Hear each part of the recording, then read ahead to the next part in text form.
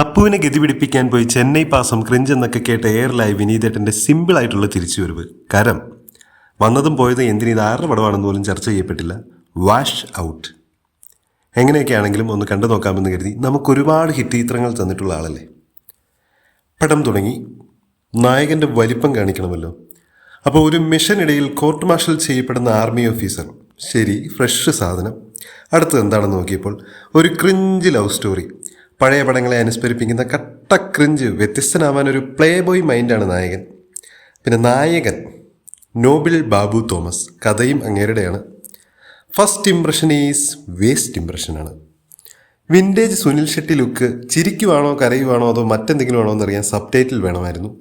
നോക്കിലും എടുപ്പിലും ആർമി ഓഫീസറുടെ ലെവൽ ലേശമില്ല. സംസാരമൊക്കെ ക്രിഞ്ച് തലശ്ശേരി ബിരിയാണി.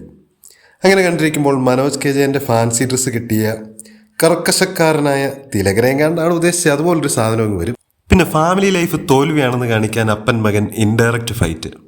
ഒരു 3-4 കൊല്ലം മുമ്പേ മൈ എന്ന് പറയാൻ പറ്റാത്തിടത്ത് തൈര് എന്ന് പറയുമായിരുന്ന ട്രോൾസ് നേരെ സിനിമയിലെടുത്തിട്ട് തൈര് തൈര് എന്ന് 4 റിപ്പീറ്റേഷൻ ഒരു സീനിൽ തന്നെ. ഇത് വന്നപ്പോൾ അക്ഷരാർത്ഥത്തിൽ തൊലി ഉരിഞ്ഞുപോയി. വിനീതേട്ടാ, നിങ്ങളുടെ പേര് വെച്ച് അടിച്ചിറക്കിയ ബിനാമിപ്പടമാണോ ഇത്? കോട്ടയം നസ്രാണി നേരിട്ടിറങ്ങിയ ജോണി ആൻ്റണിയുടെ മുസ്ലിം ക്യാരക്ടർ. ഇതൊക്കെ എന്താണ്? ശരി, ലവ് സ്റ്റോറി തീർന്നു. കഥയിലേക്ക് വന്നു. റെഡ് സ്ട്രീറ്റിൽ നിന്നും ആ മാഫിയയിൽ നിന്നും പഴയ കാമുകിയെ രക്ഷിക്കാൻ ശ്രമിക്കുന്ന ധീരനായ നായകൻ. ഇതിനായിരുന്നു ഈ കാട്ടിക്കൂട്ടിയത്. ഹിന്ദി വെബ് സീരീസും സിനിമകളും എടുത്തു നോക്കിക്കഴിഞ്ഞാൽ സെയിം പ്ലോട്ട് ഒരു ലോട്ട് ഉണ്ട്. ശരി, അത്ര വലിയ ബന്ധങ്ങളിലേക്ക് പോകണ്ട. കർമ്മയോദ്ധ വിനീതേട്ടൻ്റെ തന്നെ തിര. അതുപോലും നിങ്ങൾക്ക് ഓർമ്മയില്ല ഈ കഥ കേട്ടപ്പോൾ? ഒരു മാറ്റത്തിന് വേണ്ടി ഫുൾ പുറത്താണ്. ഇന്ത്യ ഒട്ടുമില്ല.